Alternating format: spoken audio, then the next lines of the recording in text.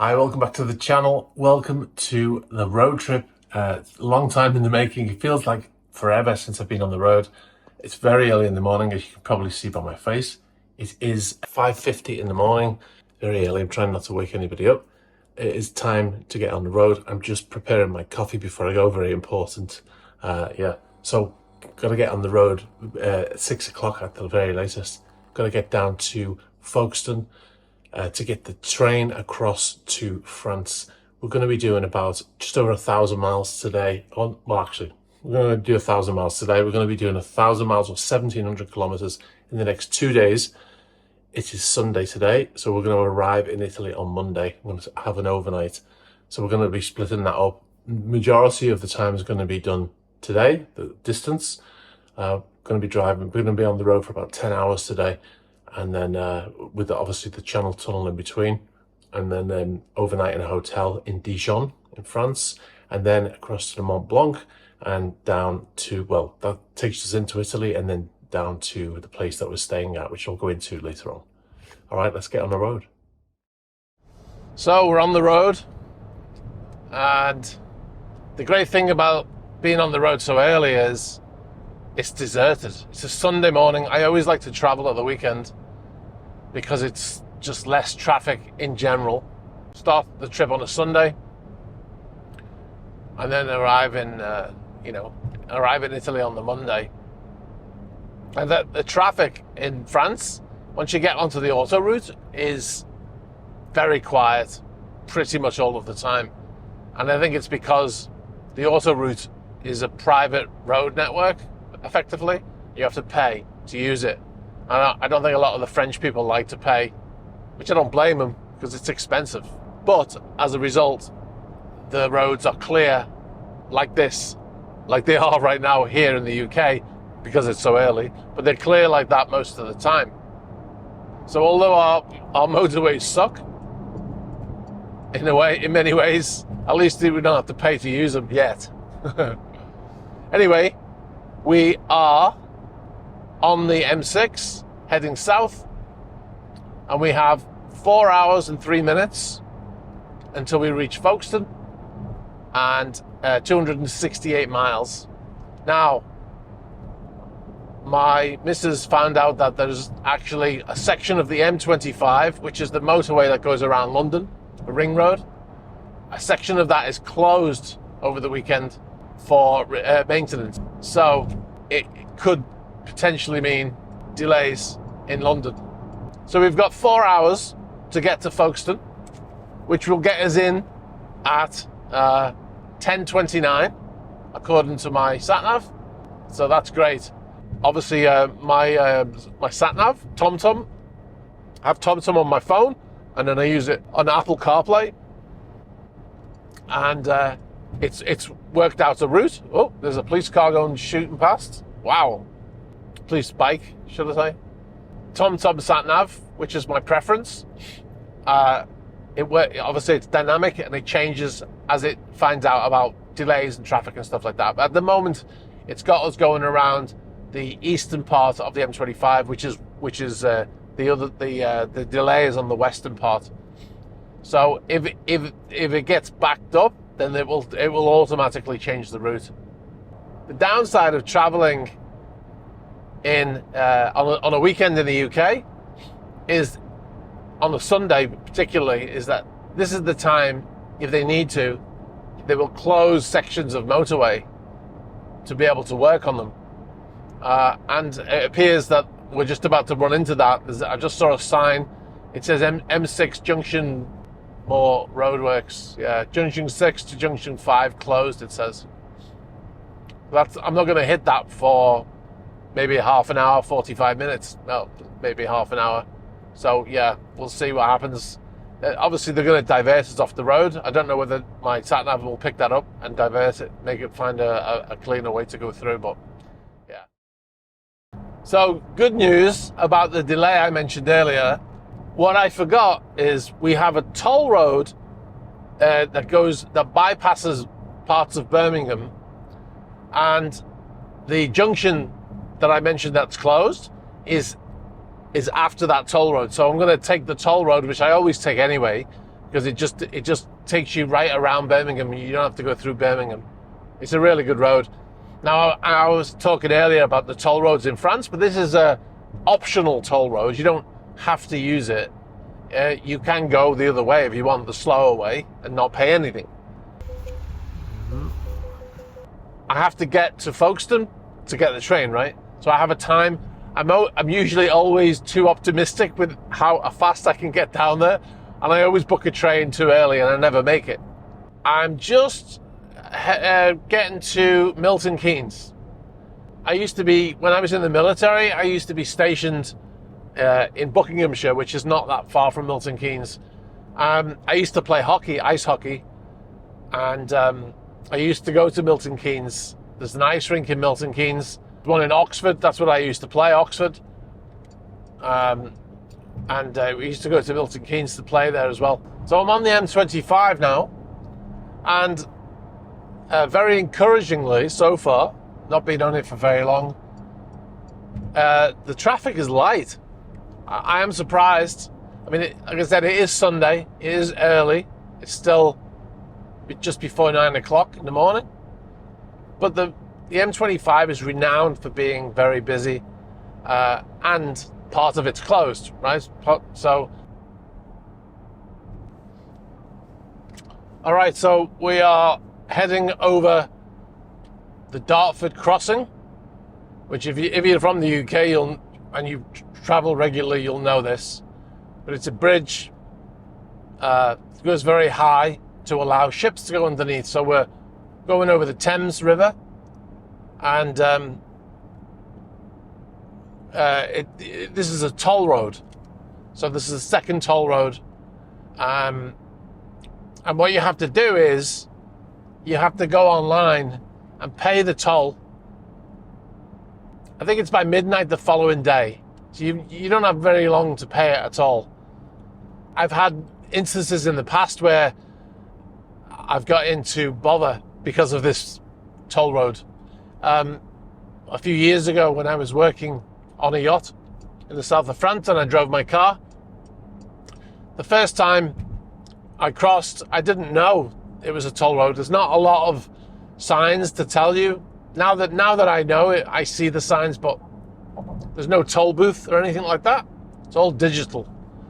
And the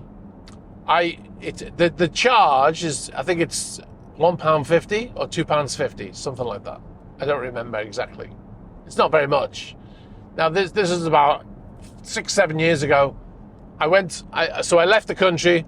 I went to south of France. I was on a ship for 2 months.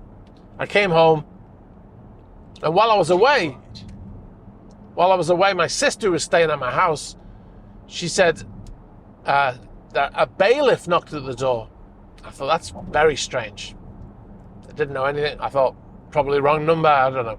So I get home, and I've got all these letters from the Dartford charge people.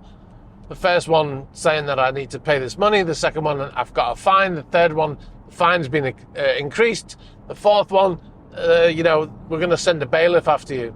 So I got all of these. It went from £1.50 or £2.50 to £350. That's how much they were asking. And they had a bailiff knocking at my door. I actually spoke to the bailiff on the phone, actually. But I told him there was obviously some mistake. Anyway, long story short, I contacted the Dartford charge people. I said, look, I never got any of the letters because I've been out of the country. I sent them a copy of my travel abroad and stuff, and they reset it. Fair enough. Like they said, okay. They stopped everything. They reset it and said, right, you just pay the £2.50 or whatever it was, and I paid it, and that was it. But all of that escalated without me being in the country. And I think the fact that I was out of the country the entire time, they recognised that if it went to court, I didn't see any of those letters, right, for enforcement. So it was good. So it turned out well, but all £350 from £2.50. It was unbelievable. Well, that's the first nice car I've seen on the trip. Well, I saw a Mustang earlier, which Mustang I can take it or leave it, but that's an Aston Martin. That's very nice. Yeah, that's the first nice car I've seen on the trip, which is unusual because usually on a Sunday in the UK, there's a lot of like car club meets and stuff like that. And on a beautiful day like this, people normally bring out their nice cars, right? The people like me who have cars in the garage that they only drive in the nice weather, they bring them out. But I haven't seen any until now. That Aston Martin. There's a Boxster. It's an old one. Still look great on the road though. It's still nice to see them.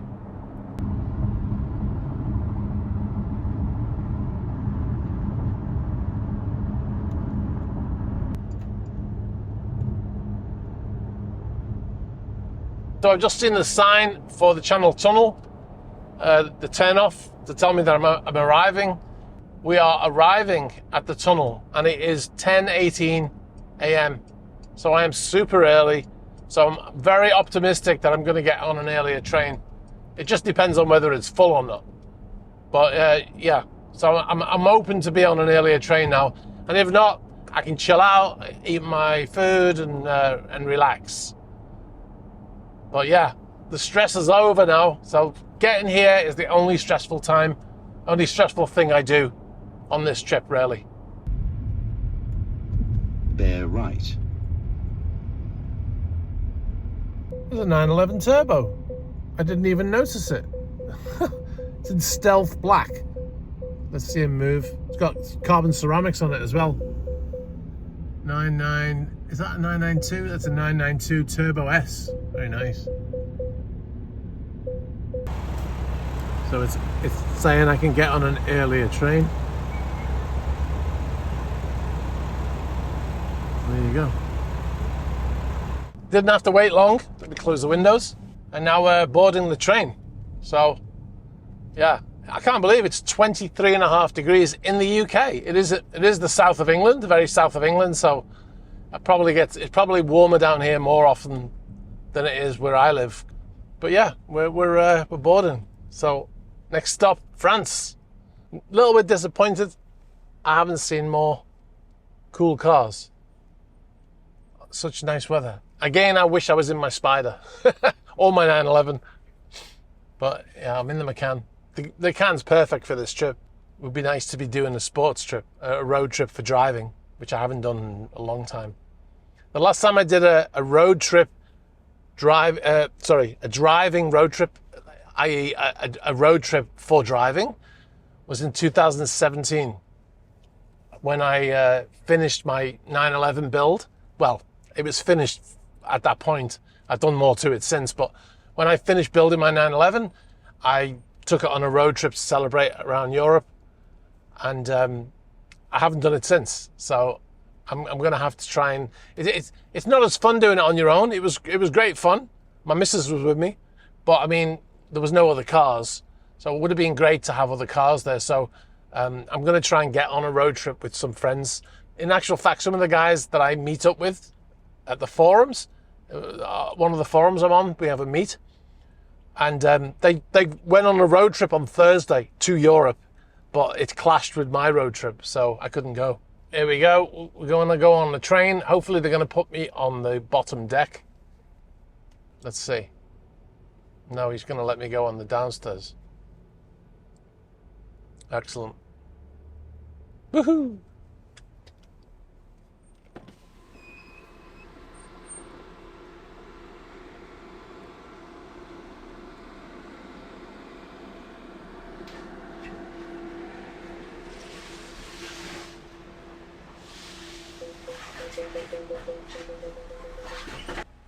Looks like we're as far as we can go. Right, one thing I always keep in the car is this thing. This is my Bip and Go tag, and it's Bip and Go, and you just stick it on the window. Hopefully there's enough space because I've got this thing here. I might have to move my my GoPro. Yeah, I'm gonna have to move my GoPro. That goes on the window, and that just lets me go through the barriers, without having to stop and pay. And the next thing I need to do, is I need to change some settings in here. Right, so we go, settings, okay. So I need to do lights and visibility, exterior lights, left hand, right hand driving, and I want to say inverted. I'll explain that in a minute. And then I want to go back out and I want to go to units, and I want to say, oops, speedometer, and I want to put it in kilometers. That's self-explanatory, isn't it? And that's it. That's all I have to do. The other things I need to do is I need to change the time on my phone, and also what was the other thing? Oh yeah, the sat nav is smart and it recognizes obviously where I am, so it will automatically change to kilometers an hour. So that's good. Now, why did I invert the headlights just now? Well, when you drive on the left-hand side of the road, your headlights, they point to the left, away from the traffic. So as you're driving, the traffic is coming on your right-hand side, in the other direction. The lights don't dazzle the oncoming traffic, right? So they're pointing to the left and down like this. Obviously, when I drive in France, I'm now driving on the right-hand side of the road, so my headlights are pointing at oncoming traffic, which is passing me on the left. So what happens is, when I put it into inverted, the headlights are pointing down like this, the dipped beam, and then they go like this, bzz, and they move across, and they point the correct direction for Europe.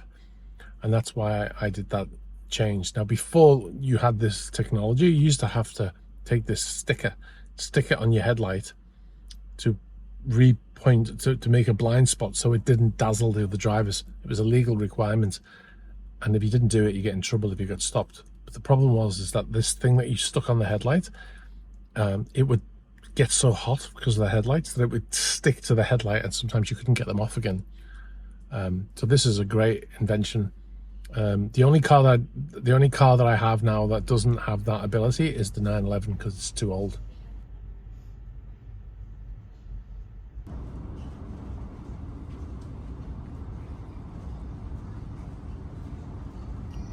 So you might be able to hear the sweet joy of a crying baby in the background.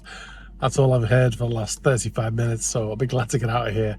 Also, the AC is not working in this carriage, so the guys were here trying to get it working when we first left, and they couldn't get it to work. I heard them talking on the radio with someone. So it's getting quite uncomfortable now, the heat. And the guy just walked through. He's walking through again now. And when he walked into the carriage, you can see him go, like, so it's obviously not the problem in the other carriages, and just in this carriage, it would seem. And we're moving, finally. Wow, it was getting unbearable. I don't know what was worse, the heat or the crying child. You can tell I don't have kids, right? There we go. We are in France. Woo. Right, close all the windows, crank up the AC, and sunglasses. I need the French music playing. I've got the new destination set into the sat-nav, and it says it's 597 kilometers. We're in kilometers now. So I've done 439 kilometers this morning. Obviously it's in kilometers, it was in miles before. And I've got another 600 kilometers to go, effectively. And then estimated time of arrival is 18:05, and it's 20 past 1 in the afternoon here, local time. So I've got 5 hours, 4 hours, 45 minutes of more driving. So, but it's great weather. It's right. Then take the motorway. It's 23.5 degrees. So, you know, which was the same as what it was in the UK, but it will, as I go south, it will get warmer. All right, here we go. The first toll booth in France. Always makes me nervous. I haven't used the tag since last year.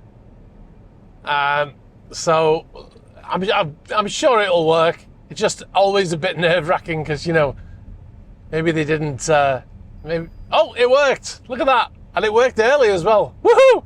Yes! All right. Normally it makes me drive right up to the barrier and it makes it look like it's not going to work, but it did it quickly there, so that's good. So there you go. It's working. What a relief. All right, so we've got another Mustang today. Unbelievable the amount of Mustangs I've seen on this trip. It must be Mustang Sunday or something, because I keep seeing them everywhere. There's a yellow one here. I don't know, it's on a French plate, I think.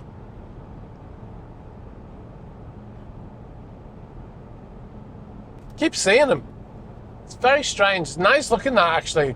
I'm not a fan of yellow cars generally, but it's got two stripes over the car, over the front of the car. I think that's the 5th or 6th Mustang I've seen today. I haven't really seen any other cars as well, which is unusual.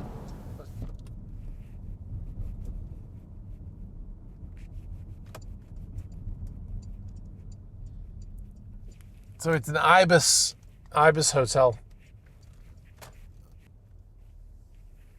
Oh, it's not too busy by the looks of it.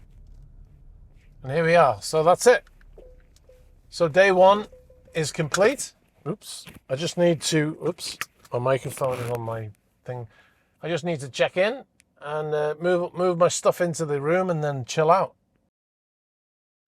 Well, good morning. I had a good sleep in the hotel, and it's time to get on the road again for day two.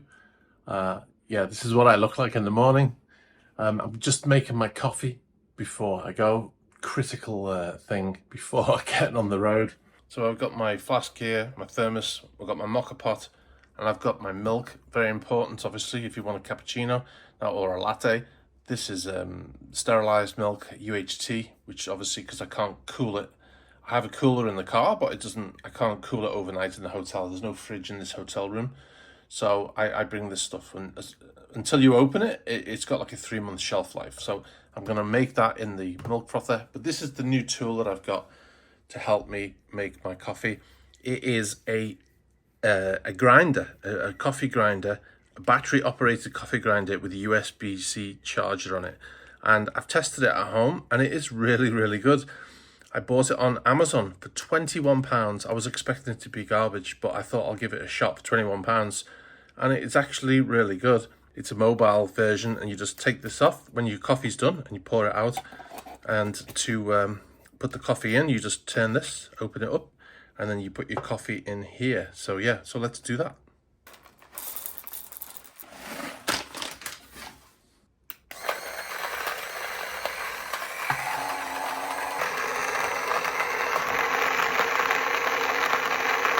Second for latte.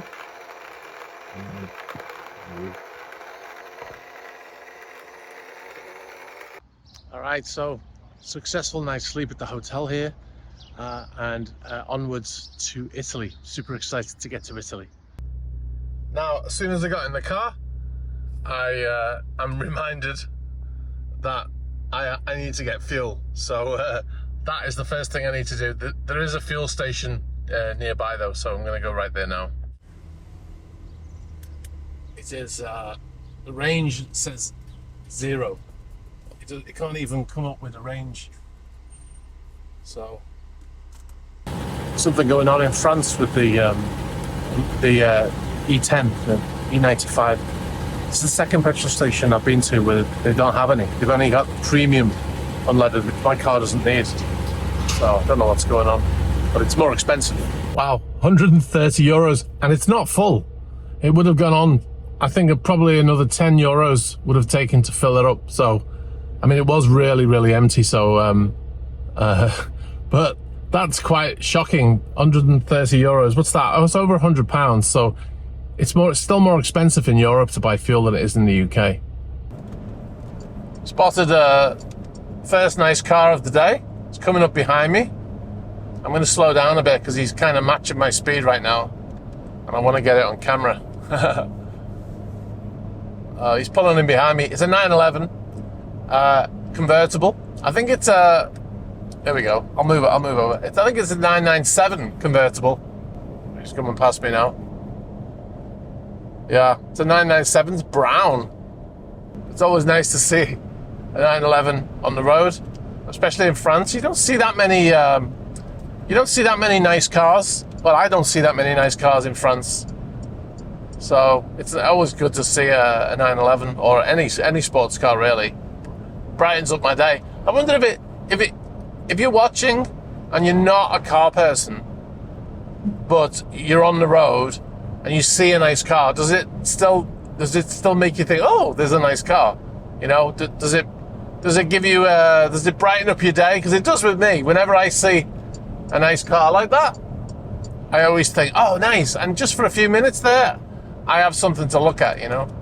So it'll be interesting to know if it happens to other people as well. If you see a Ferrari or something, even if you're not necessarily a car person, does it have that effect on you? Well, we're getting closer and closer to Mont Blanc. Really, I'm really in the middle of the mountains right now, and we're starting to climb again. We've been around 450 meters for the last, I don't know, half an hour.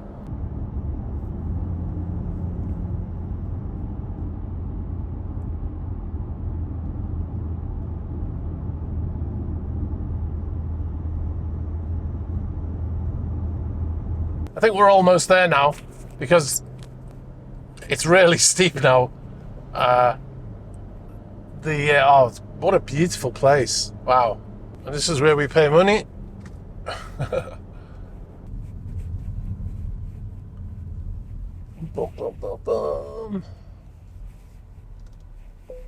Try and get as close as I can.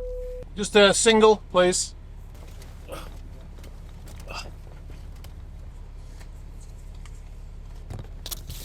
All right. Interestingly, it says, my altitude meter says it's at 1,271 feet, the entrance to the Mont Blanc. Now, I read it was 1,500 meters. Sorry, 1,271 meters. Now, I read it was 1,500 meters at the top, but apparently it's not. So we're in the tunnel now. Tunnel is 11 kilometers long. So we're going to be in here for a minute or two. It's quite something. So it's 54 euros now. So every time I come through here, it goes up. Speed limit is 70 kilometers an hour. I better slow down. Going a little bit over the speed limit there. Put it in cruise control, and I can be safe. Now, if you come through here, take the speed limit seriously, because they've got cameras everywhere, and they're very serious about the speed limit in this tunnel. And I think I mention it every time I do this trip, but there was a big accident here 10, 15 years ago. A lot of people died actually in that accident. So I don't know exactly what caused the crash, but there was a big crash in the tunnel, and a lot of people got trapped inside the tunnel, and there was a fire, and then the vehicles caught fire, and I think there was about 30 people died. I did a full thing on it the first time I came through here. I did a lot of research that all and talked about it. I don't remember all the details right now. All right, we're just about to come out of the tunnel. There you go. A bit of traffic, but there we are. We're out of the tunnel, and we're in Italy. So we're in Italy. Woohoo! We've got the military there.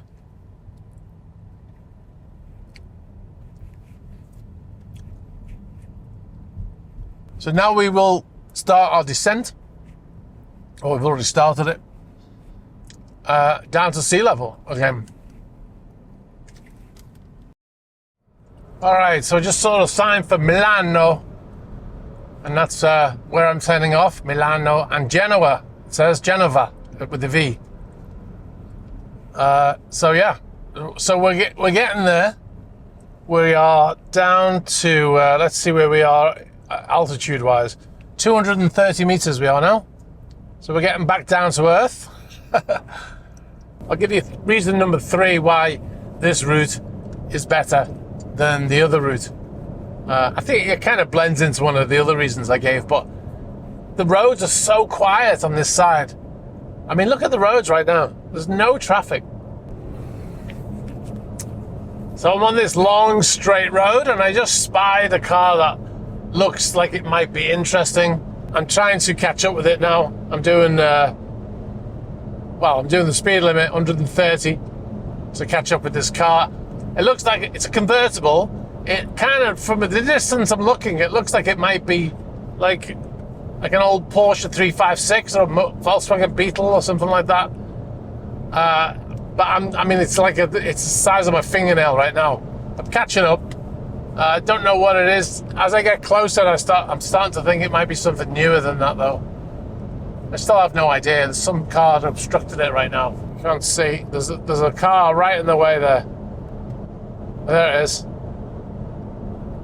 I think it might be a Volkswagen Beetle. Yeah, it's a Beetle. Oh, I mean, they're kind of cool.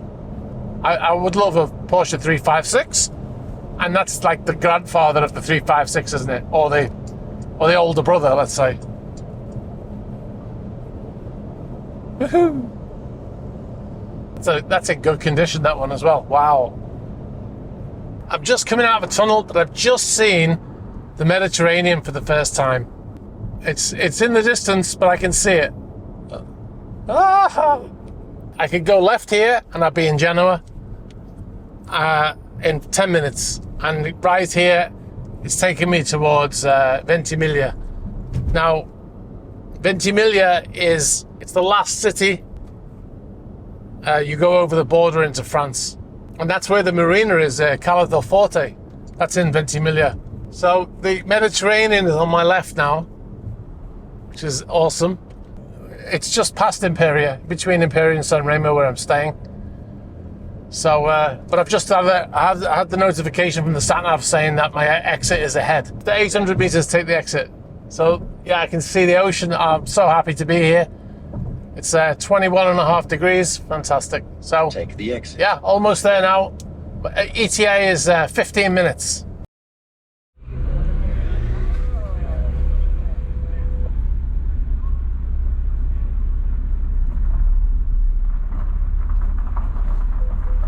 Hello.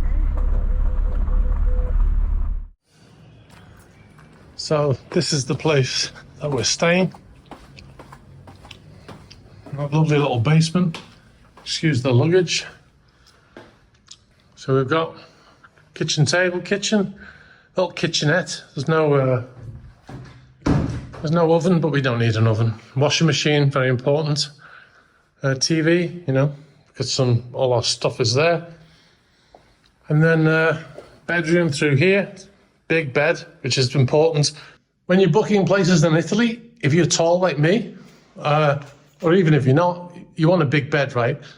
It's hard to imagine that anybody actually offers anything other than a king-size bed. It's nice and clean in here. There's a nice bathroom in here as well.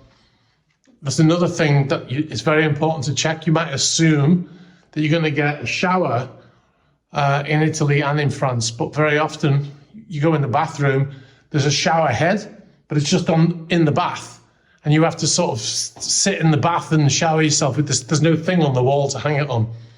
I found that in a couple of hotels now, not hotels, in a couple of apartments. So I always check the bathroom, and I always check you've got a bed that's bigger than a double. If it says double bed, you're in trouble. Anyway, that's it. That's the tour of the apartment. It's a 75 square meter apartment. So there's plenty of space in here, so we won't feel too cramped.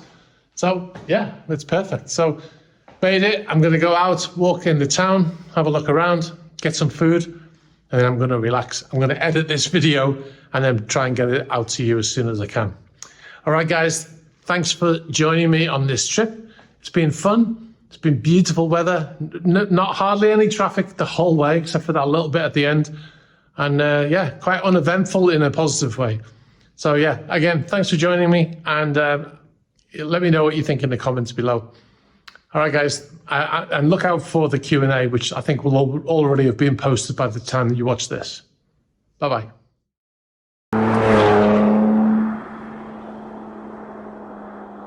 The Spider is a great car. It's a fast car, but it does not come close to this car. When you're driving, you know, you're part of the machine, changing gears,